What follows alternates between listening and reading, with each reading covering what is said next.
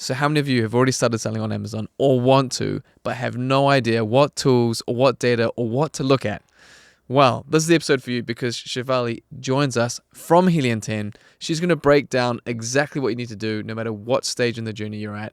And there's a lot of alpha in here. So sit down, take some notes. It's going to be wild. Let's go. Shivali, welcome to the pod. Thank you so much for having me. So before we get into the juicy stuff, can you tell us your backstory that people don't normally hear? Yes, sure. So I was pre-med originally in university, and I knew that my end goal was business. Okay. Even if I'd become a doctor, I wanted private practice. And so You chose the I hustle. bargained basically with my dad. I was like, oh, but I don't need to go. And he's like, you don't need a degree to do business, is what I was saying. And he's like, no, just get the degree. You can do business later. Anyways, he won. So I did end up getting 3 degrees. And then Well done. still at the end, I was like, no, my heart's still in business. And so I ventured out online. I'd saved money in college. Mm-hmm. And I went and I thought, what could I do? And I ended up on a quiz. And the quiz told me Amazon FBA. What? At this point, actually, I skipped a bit. I did try drop shipping because I was like, something online. Yeah. I don't have to like spend my money, can build a business without having inventory. I was like, yeah, that's the stuff for me. But then it just didn't feel right because the shipping times are really long if you're trying to drop ship from AliExpress. Yeah. And so that's when the quiz came. It's at Amazon Fun. FBA. Roughly when was this? What year are we talking about? 2019, 2020. Nice. Yeah, Pre-COVID, 2019. that Ooh, era. yeah. Wow. Well done. Yeah. So it was like prime timing because when COVID hit, Yeah, it was you were ready to serve. focus mode. Yeah. Yeah. I started with KDP because I wanted to learn the Amazon platform without spending all my money. And then I went into FBA. That first brand failed miserably, guys. Yeah. It failed. It took me 9 months to get approved to sell on Amazon. So I had my inventory and I couldn't The whole verification sell. process. Oh, man. Yeah, Mr. so I had KYC. 45% profit margins just fizzled away in front of my eyes. And that's how that went. So But you learned a lot then. I did learn a lot. And that is also how I ended up becoming a senior brand evangelist at Helium 10 because my first product that failed, I had sales. Yeah. But when I got that first negative review, I was like, how the heck do people survive on Amazon? Yeah. Because even a singular negative review when you're jungle out getting there. started is Were you able to Blood in the respond to water. reviews at that point? That was, yeah, you could. Did you respond? could respond. I could not figure out how to at that point. That's good because Yeah. I learned the lesson the hard way. My first negative review, I decided to respond, and it was definitely not the right decision. Oh, yikes. Really? Yeah, no, don't respond. Oh, no. I'm really surprised. As in, all right, maybe it's. I'll just point out, never respond argumentatively. Okay. That's okay. what I did. We had to yeah. work on our emotional Concede. intelligence. Yeah. You can respond. You could respond and agree with them and say, "Really sorry to that." Yeah, But customer's no, always the right. first time I decided to point out how wrong the customer's review was, and that didn't go down well. Yeah, customer's always right? Yeah, so I posted on a Facebook group, Yeah. random Facebook group, not a Helium 10 one at all. Bradley saw it, Yeah. who's the director of education and strategy at Helium 10. And he bought my product, reviewed it, and Whoa. followed me. And Thank we you, followed each Brad. other after a while. Fantastic. Yeah, it was Legit. really Great. kind. And so then he saw I'd published books and did FBA. And he asked if I wanted to be a contract writer for Helium 10 first. Yeah. Because it takes a lot of time otherwise if you're not in the space to research and write a blog. And they were like, oh, this is much easier. And that's how I got my first gig with Helium 10. And a month later, they offered me a full-time gig. And I've been with them since. It's now been 5 years. Wow. Damn, that's awesome. What a story. Yeah, Can I ask, what were your first KDP publication? What did you do? What did you write self-help about? books. So I wrote some myself, some ghostwritten, and maybe spent only like $200 on having them ghostwritten. It wasn't a whole lot of cash. Right, okay. The books I wrote myself, I wrote within, I think it was 24 hours. It wasn't like a big production. It was you sit there and you have a conversation. It's as if we were having this conversation Yeah. right now. We lock ourselves in this room and we Just talk write. and annotate it, or you just sit and write. and you don't try to make it professional, and then you go and you get it Then you get cleaned proofread up. and edit it after the fact.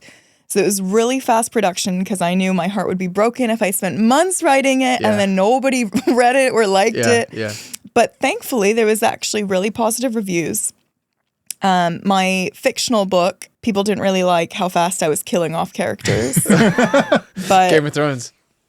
it's fun. It's nice to throw spaghetti at the wall and see what Yeah. sticks, and it's a learning experience. It I definitely love helped that you me did that. with stuff with FBA. So many people want to start a business. They have this like hustle ambition, but then they just don't jump off the cliff. But you're like, yeah, let's just go. Boom, boom, boom, and just smash them out. Yeah, I Great. think life Learn is from about wearing a lot failures. of hats. You just got to Yeah. figure out which era you're in. Yeah. All right. Okay. So next question then. You've got 4 brands. You are senior brand evangelist at Helium 10, former Miss Supernatural.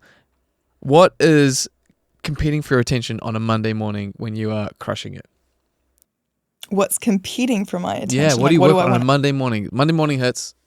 What's your flow? What I does the pray week look like? first. I read scripture first. Yes. I owe it Yeah. all to God. And then after that, it just really depends. Work for me for Helium 10 starts at 11 a.m. So pretty nice, really laid back in the morning. I'll take a look at my Amazon FBA brand, which actually I ended up pulling my inventory, which Yeah. is new. Okay. So now it's not really my Amazon FBA brand. It's a personal brand that's offline. Nice. But I take a look at that first. Yep. And then I've also got a brand with a business partner who I met at a conference. So Nice. we join forces and we Yeah. talk and see what's on for the week, on the agenda for the week. Cool. I like that. So start off by working on your brands and then kick off into Helium 10 Helium 10. things, gym after, and then continue with the brands until probably too late. Probably not as Yeah. healthy. I don't recommend this, but I will be up until 4 a.m. at night because I go mental. I go Albert Einstein over my own brands. I love that. The whole like e-commerce hustle just really kicks in. Yeah. I love that. So it's a passion. Yeah, I love what I do. Okay, so you've said in the past that Amazon didn't get complicated overnight, customer behavior did. What are many sellers in denial about in 2026? That you can do all the same things that you could do in 2012 and still make it happen. It's a much more competitive space, especially people who have been in the space for a long time are trying to come up with innovative ways to keep up, to stay at the forefront, even if they've got hundreds and thousands of reviews. You might come to me hearing that and say, oh, well, is it still a good time to launch? Yeah, it is. But you have to know what you're getting yourself into. You have to know what you're looking at. And with that terrain comes taking a look at the data, taking a look at what's been going on historically, figuring out, okay, well, how can I differentiate? How can I make this so it's worth a premium price point for what I'm providing while still competing with people who might have seen the same product as me while I'm trying to launch. And then you've got different events coming in like Prime Day, Yeah. right? And figuring out how do I navigate that where everybody's Same maybe old strategies boosting kicking the in. boosting the discounts. You're taking a look at all the keywords and making sure you're targeting all the right keywords. Surprisingly, though, a lot of sellers I talk to also don't use the full arsenal that they're given because they're in such a battle for attention, Yeah. right? Your previous yeah. question, how do you figure out what to work on first? Well, people say, okay, this is my routine and this is what's working. It's getting me sales. Great. This is here. If you implemented the next 4 strategies, maybe you might go from here to here.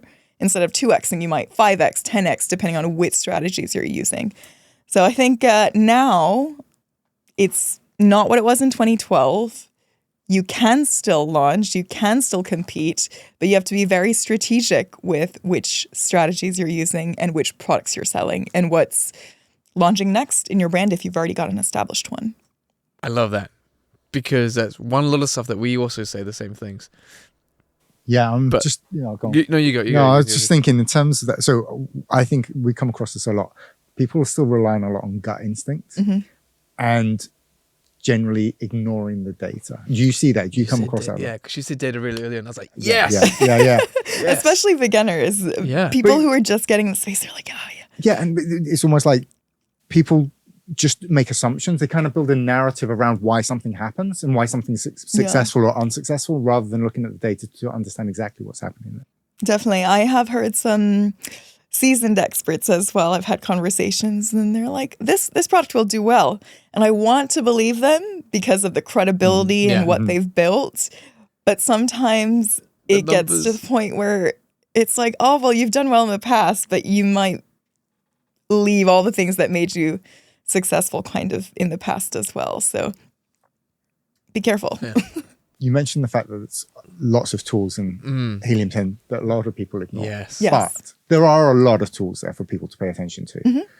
If we stripped away and only left you with 3, which would be the 3 you would want? Ooh, 3. Which portion of my Amazon journey am I in? That's a really good question. Let's do you're like complete beginner. And let's do another one where you're already up and running. Complete beginner. And okay. So you're on leverage Helium 10. Yeah, okay. So let's go complete beginner. You've got a budget of somewhere between $5,000 and $10,000. Complete start, fresh start. So you don't have a product, you don't have an email marketing list, no DTC, nothing. Your first sort of like 30 days. What tools you? If you're a complete beginner, Blackbox is our primary research tool that we've got inside of Helium 10. This pulls from over 2 billion products across marketplaces, which is an incredible amount of products. You might wonder, what do I do with this many products? I don't got time for this. Well, that's the point of Blackbox. You can go in with the filters we've got at the very top of that tool and bring it all down. So if you are looking for something that is generating $4,000 a month, $10,000 a month, I'm speaking in dollars for you guys. It's pounds over here. So just make sure whatever marketplace you're planning to sell in, that's where you do your research. We've got a little marketplace drop down at the very, very top because consumer behavior varies by region. So going in, making sure you're selecting the marketplace, you can put in the revenue, you can put in word count, for example. Longer tail keywords are folks who are typing in more keywords into the search bar, and therefore they are more likely to purchase something. Think about typing in office or kitchen versus something that is like standing desk. Yeah, Blah, blah, blah, blah. Or you've got Black Shure microphone arm for MV7 or something like this. It's a lot more specific and that person is ready to purchase versus not at all. So something just to bear in mind as you're going in and using those filters. The point is not to go by gut instinct, as you said, or even to go on Amazon and sift through and try to sort through 200 plus different search results inside a Blackbox. It's really to go in, add in enough filters where you're getting only 60 outputs or 120 outputs. So you're saving yourself time, money, and energy because trust me, friends, I have done it manually and it sucks because the industry moves fast. And you can keep up with it. You can find a really great product, but you have to be able to quickly see that data and make decisions. And Blackbox allows you to do that. So that's tool number 1. Okay. Tool number 2 is going to be X-Ray. That's inside of our Chrome extension. You can think of the number 2 tool as the Chrome extension itself because you're going to need to look at your profitability. Blackbox will give you that short list of product ideas that fit your criteria. Chrome extension will let you make sure that it's a profitable idea. Checking out what the competitors look like in that space, what dimensions they're doing, what sort of buckets they've got, different colors, textures, variation sizes. Where do you want to invest your capital? Because somebody who's looking to buy a Mercedes is not the same person that's going to buy a Fiat. Right. It's just very different markets. So making sure that there's people who are just getting started with 0 reviews and still making money. And then they're also able to scale that and make even more money. That's what you want to do, right? Yeah. And so that's a good way to take a look at your X-ray data, check the buckets, see which bucket you might want to launch into, and whether there's somebody who's new as well as established in that market that's making money. Number 3 is going to be Cerebro because I always do my keyword research before I launch as well. You want to make sure that people are not just going in and searching for the one key term, but in fact, it's a pattern. You've got multiple key phrases that are showcasing great search volume and demand overall. Love that. That was awesome, Jinx. That was awesome. So that's the 3. And new beginners. And I So love that's new that. beginners. That's for new beginners. All right. So let's say you're already in the hustle. Everyone talks about Helium 10. What do I use? You are already established. You are using Helium 10. I would make sure you are using Search Query Analyzer. This is a bit of a newer tool. Have you guys used it yet? No. Nope. It's Leon's all amazing. over it. I'm obsessed. So this tool pulls from your search query performance data. If you don't have Helium 10, that's all right. Not all of us can be wise and cool, right? But search query performance data is where all of this data is coming from. It's directly from Amazon, and it's showing you what's going on in your niches. So this, the reason it's so different and so cool is because inside of Seller Central, you have to go in and pull week by week. You have to put it all into pivot tables, make your calculations, figure out where you're converting higher. Whereas inside of Search Query Analyzer, you can go in and select up to a year's worth of data. So you can toggle over to months, select all the months for the last year, and it'll pull from whatever ASIN you select. And then when you click apply, what you're going to see is a lot of data, but there's a little drop down at the very top of all those columns that will let you select outperforming converters, low performing converters, and sales generating keywords. There's also a excess impressions, but the first three are my absolute favorite because especially with Prime Day coming up, I think this is really relevant. But in general, it's relevant because don't you want to know where your listings are converting higher than the rest of your competitors or your market? This is going to be where you want to double down on your ads, maybe increase your bids, or just ensure you're top of search. I have taken a look at people's accounts where they are just killing it on the conversions comparatively. And I took a look at their organic ranking, which is shown right next to in those columns. I took a look at their organic ranking. It was like 109 and no sponsored rank, but they're converting way better. Yeah. So people are going through pages and he's doing significantly better than his competitors, but this wasn't even in sight. And the search volume was good. The search volume was really good. All of this information is stacked right next to each other. Yeah. You can see it and then say, yeah, I want to go in and actually set an exact match campaign for this, or make sure that somehow I run influencer campaign or CPR campaign for this and start organically ranking in the top 10. I want to go and get my laptop right now. Yeah, imagine how many sales you would get if you were just at the top of that. And so going in and taking a look at where you're performing better than the rest of your market, low performing converters is of course telling you, hey, this is relevant for you, but you need to fix something in that listing. So what are your competitors doing that you maybe aren't able to convey to your viewers? Here is where you can go in, check out brand analytics data, see who's the top 3 clicked. You can do this even with our Chrome extension I was talking about before on any browsing page for that search term, and check out, pull those competitors, go into your listing analyzer, which would be another one of the tools I would recommend for this, where you can do a media comparison and check out what all the images are, what are people looking at from a graphics perspective, and how you might be able to change something. Sometimes it's as simple as how you're framing it. I had this egg tray that I was running a case study on, and everybody is calling it an egg tray. Yeah. We went in and we changed it to hors d'oeuvres, like a party tray instead, even though it was made for eggs, but just a different idea from farm to table.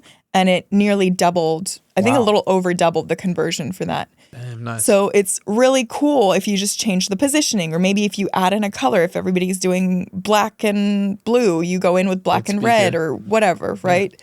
It's as simple as that. So it's a good place when you take a look at your low performing converters for you to say, hey, this is relevant. I want to rank for this. What are my competitors doing that I'm not? Or what can I change about my listing that I want to further split test, where you might use something like audiences or any other tool that lets you run polls on folks who might buy that product.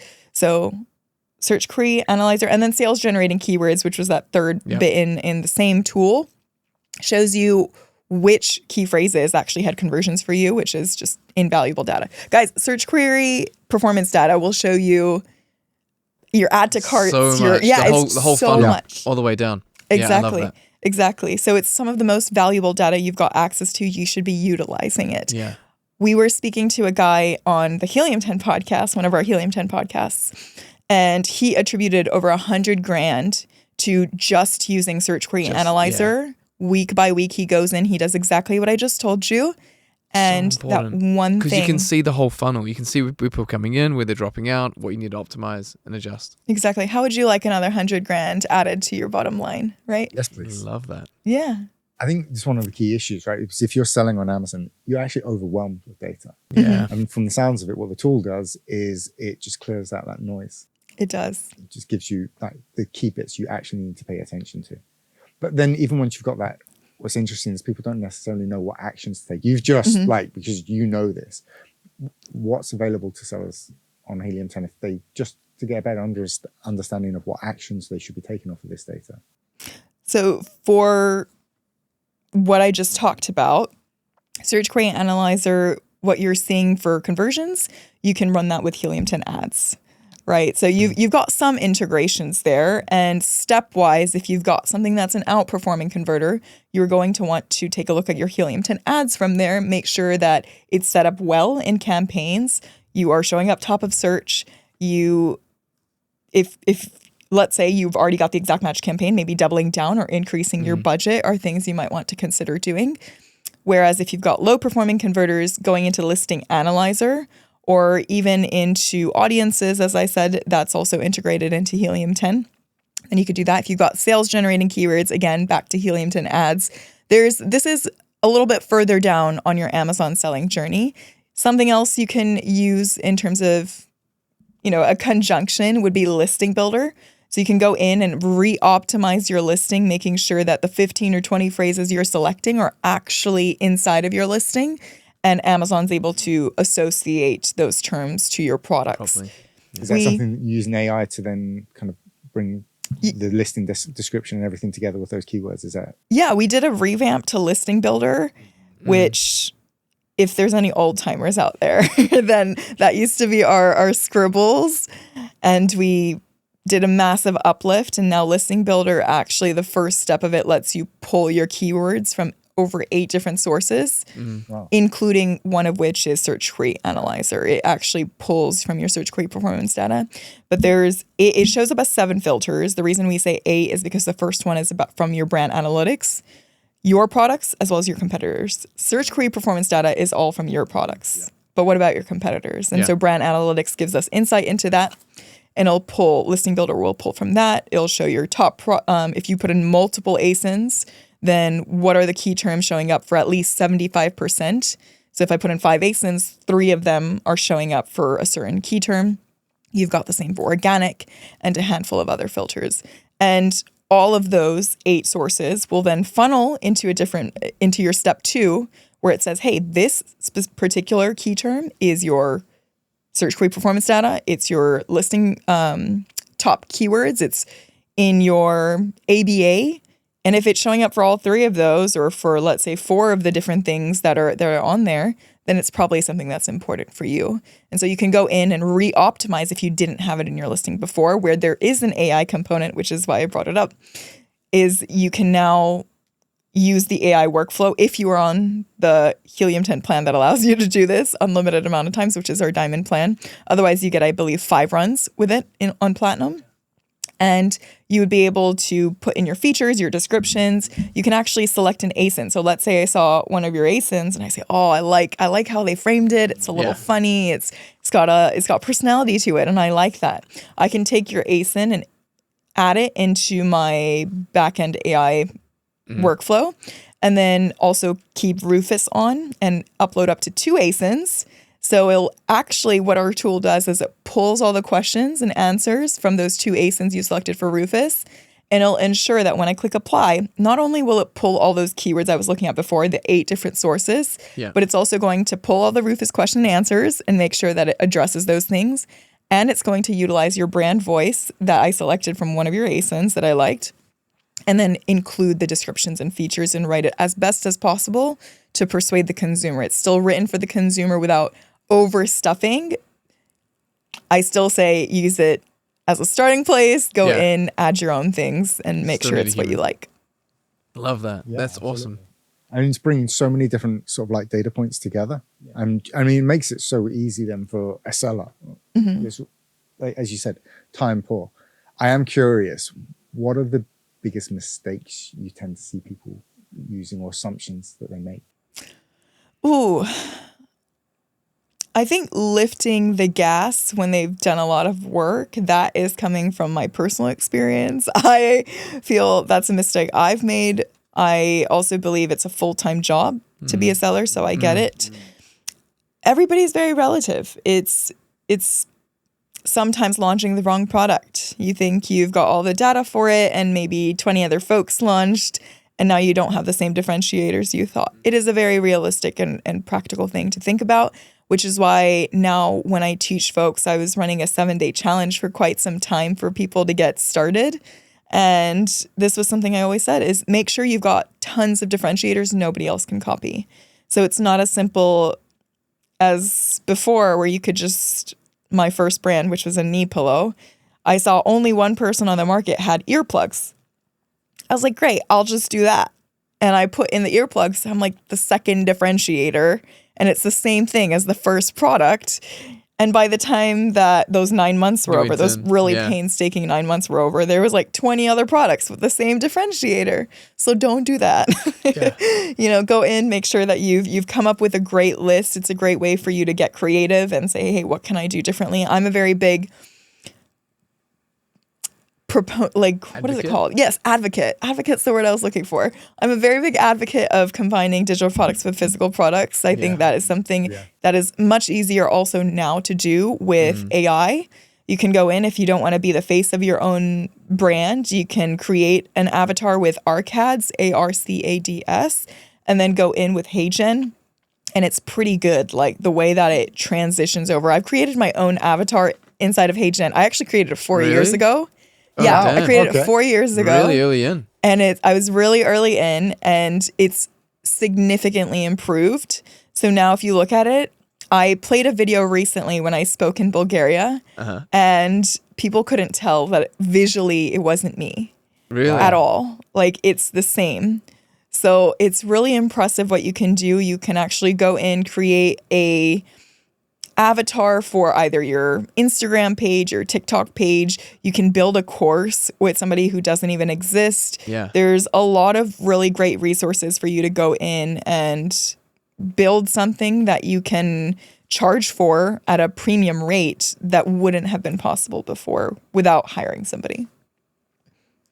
You mentioned something there about it being a full-time job. Do you feel that the days of sort of like side hustles selling on Amazon, 4-hour work week, that's kind of just disappeared now? Not entirely true, because when I speak with Bradley's like, I managed 300 campaigns in 30 minutes. That's a legitimate thing, by the way. You can Google it. He manages over 300 campaigns in 30 minutes, and it is possible. But you have to know what you're looking at. And when you've got multiple brands and they're all different business models, it's a little bit more complex than that. If you're doing only Amazon, then it works because you can set up great systems. For any business, really, if you set a good system, then you can keep it going. And that's the goal, is you want to be able to automate it even to work even when you're not there, right? Yeah. Make money in your sleep. While you're in Bali on the beach. Absolutely. Yeah, exactly. So I'm very grateful I can make money online even when I'm sleeping. And that's the goal for any brand that you start. You work at it full time. Oh, we've already discussed it at the beginning, more than most people would on a normal 9-to-5 job. So, yeah. And I think the beginning is a lot like that. Like a couple of those brands are actually, I had 4 brands, and then a couple of them I fizzled out. So I was back down to 2 brands, and then I've just 2. it wasn't enough, But I this time around I'm not a solopreneur in all of my brands. Which makes life easier. 2 of those brands have business partners. I've actually got a question as well. This is coming right back to the start, but you mentioned that you pulled all your inventory from your brand quite recently. This is new. My question is why? I had a very bad batch of inventory, and even though the inventory was originally flying off the shelves, 2 inspections later, the inventory was approved, but I was still getting returns. And the returns that would make it to my house were falling apart in my hands. Wow. Yeah. So it was bad. It was really bad. That's and painful. That hurts. I had to consider whether I was going to discount it, but I discounted a bit, I just didn't think I needed to because I have digital products associated to mine. And the clients that I have been really lucky to work with all this time because they bought the previous products and they've been happy. They have asked for subscription model on coaching calls every month, like more coaching calls. So I do one a month for 1 hour, which is my way of not having a bottleneck of or spending more time for money. Is I do group coaching calls once a month for 1 hour. And they said they would be willing to pay more for more access. So I thought, why not just pull all the inventory and change the positioning? So now the positioning instead for this beauty brand is you buy the digital product for the transformation and the organizers are a freebie that come along with it. So that way, even though I've got a massive load of inventory, the thing is I don't actually have to sell them because they're all freebies. Yeah. I did a garage sale last year with my family, and I did put some of the products out, and it was awful because when the people came and even when they just picked it up, it would fall apart. Oh. So it was really bad. But that was a great question, and sometimes that happens. Yeah. It's part of being in business. You've just got to pivot. A good sales person or marketer can market just about anything. Yeah. So I think it's good practice to figure out, well, how the heck can I sell something that isn't selling well right now? Yeah, absolutely. In this current format. I think that's a really important lesson because it's kind of a short-term versus long-term thinking, isn't it? I see this personally a lot in some of the commodity-based markets that we operate in. Like if you get a bad batch of products, it's a tough decision to pull it out, lose loads of money when you could, like you said, just kind of discount, and short-term just would be like, let's just discount, let me just get the money back. But long-term would be thinking brand reputation. So. Yeah, and on the Amazon space, I think with Prime Day, that's often what we recommend is if you've got any slow moving ASINs, now's a good time to discount and get rid of that inventory, and that way you've got some cash flow back, of course, to then put into all of your other well moving ASINs. So we've got Prime Day in less than 2 weeks, most likely. So what, from a tactical perspective, would you recommend? Hopefully at this point you've already assessed last year's inventory and you've prepped to have a few days worth of inventory in place. You've got all those deadlines good and hit. Nailed in. After that comes all the things I was talking about before. Make sure you've taken a look at your Search Query Analyzer data. You've gone in and tweaked your listing. If there's any keywords that maybe you're converting higher for, you can take a look at your brand analytics data and see where all the clicks are going. If you see that your competitors are getting 60% of the clicks, but not enough conversions, maybe that's a key term to take a look at and include in your ad campaigns. Or maybe they don't have so many clicks, but they are converting. What are they doing right in their listing?